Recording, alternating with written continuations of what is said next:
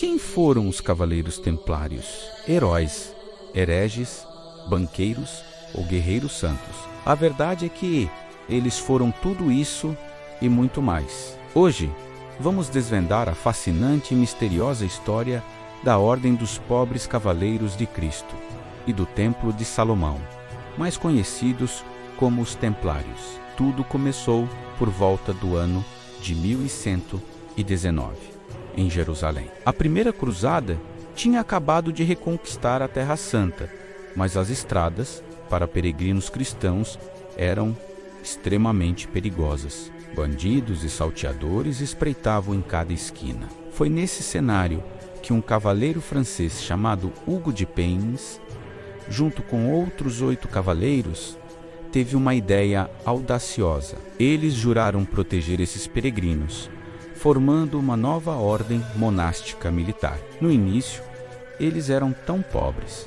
que, segundo a lenda, 2 cavaleiros dividiam um único cavalo. Essa imagem icônica se tornou o selo da ordem e simbolizava a sua humildade e pobreza inicial. O rei de Jerusalém, Balduíno II, ficou tão impressionado com a devoção deles que lhes deu um quartel-general no Monte do Templo, no local da antiga Mesquita de Al-Aqsa, que se acreditava ter sido construída sobre as ruínas do Templo de Salomão. E foi daí que veio o nome Cavaleiros do Templo, ou Templários. A grande virada para a ordem aconteceu em 1129, no Concílio de Troia, na França, com o apoio de Bernardo de Claraval, um dos clérigos mais influentes da época. Os Templários foram oficialmente reconhecidos pelo Papa.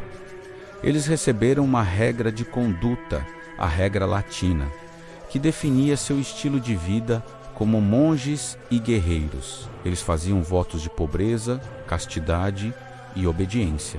Mas, ao contrário de outros monges, podiam lutar para defender a cristandade. A partir desse momento, a ordem cresceu exponencialmente. Doações de terras, castelos e dinheiro começaram a chegar de toda a Europa. Nobres e reis queriam apoiar a causa sagrada e, em troca, garantir um lugar no céu. Muitos jovens nobres, sem herança garantida, viam nos templários uma oportunidade de glória, propósito e salvação. Eles se tornaram uma força de elite nas cruzadas, conhecidos por sua disciplina, coragem e pela icônica túnica branca com uma cruz vermelha. Eles eram a vanguarda dos exércitos cristãos. Muitas vezes, os primeiros a entrar na batalha e os últimos a sair, mas a genialidade dos templários não estava apenas no campo de batalha. Eles desenvolveram um sistema financeiro incrivelmente sofisticado. Um peregrino que ia para a Terra Santa podia depositar seu dinheiro em uma comenda templária em Londres, por exemplo, e receber uma carta de crédito. Chegando em Jerusalém, ele apresentava essa carta e podia sacar o seu dinheiro em segurança, sem o risco de ser roubado na estrada. Isso fez deles os primeiros banqueiros internacionais do mundo. Esse sistema transformou a ordem em uma organização imensamente rica e poderosa. Eles possuíam frotas de navios, castelos por toda a Europa e Oriente Médio e administravam uma vasta rede de fazendas e propriedades. Reis e papas pegavam dinheiro emprestado dos templários e a sua influência política era gigantesca. A ordem se tornou um estado dentro de um estado, respondendo apenas ao Papa.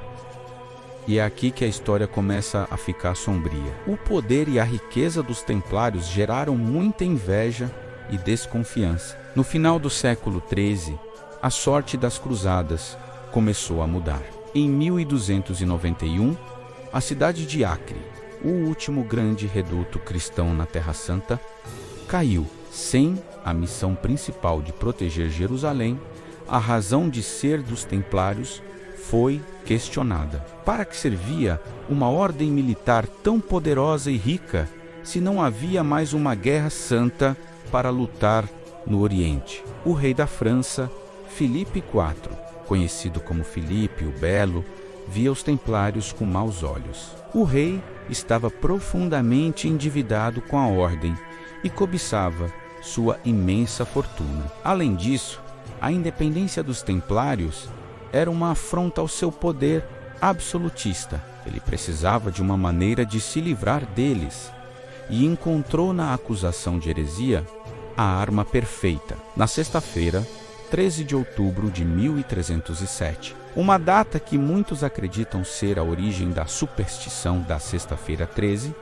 Filipe ordenou a prisão em massa de todos os templários na França. As acusações eram chocantes e bizarras: heresia, idolatria, cuspir na cruz, negar Cristo e praticar rituais secretos obscenos. Sob tortura brutal, muitos cavaleiros, incluindo o grão-mestre Jacques de Malay, confessaram esses crimes. Embora muitos depois tenham se retratado, dizendo que confessaram apenas para parar a dor, já era tarde demais. O Papa Clemente V, que era francês, estava sob forte pressão do rei Filipe. Inicialmente, tentou defender a ordem, mas acabou cedendo. Em 1312, no Concílio de Viena, a Ordem dos Templários foi oficialmente dissolvida pelo Papa, não porque foi considerada culpada, mas, nas palavras do próprio Papa, pelo bem da Igreja, para evitar um escândalo maior. O destino dos cavaleiros foi trágico. Muitos foram queimados na fogueira como hereges. O golpe final aconteceu em 1314.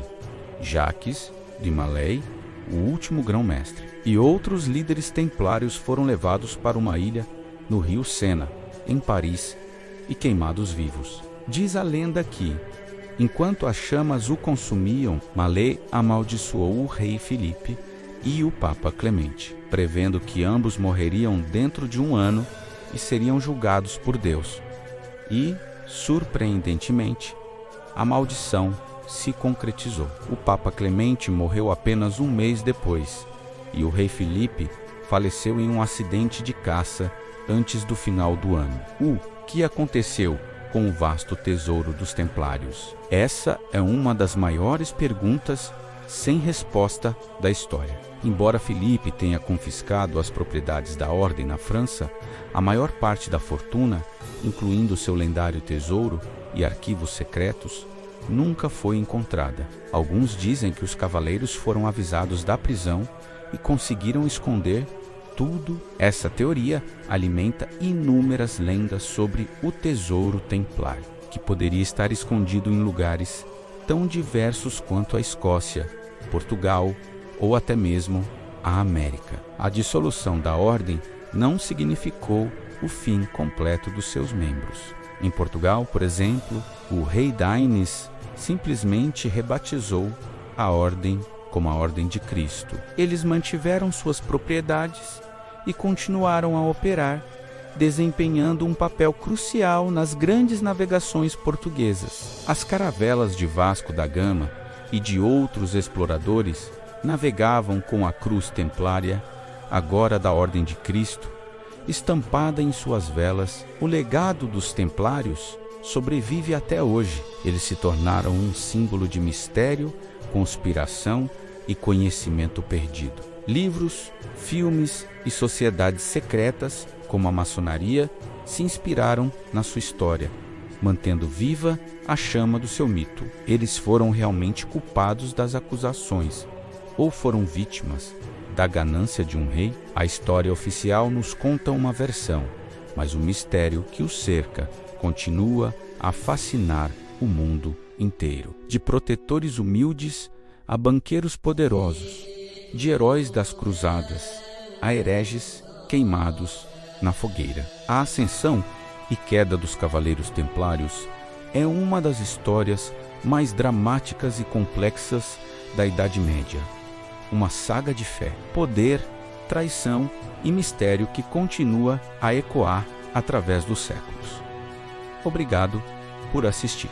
Se você gostou de desvendar esse mistério conosco, não se esqueça de deixar o seu like, se inscrever no canal e ativar o sininho para não perder os próximos vídeos. Até a próxima!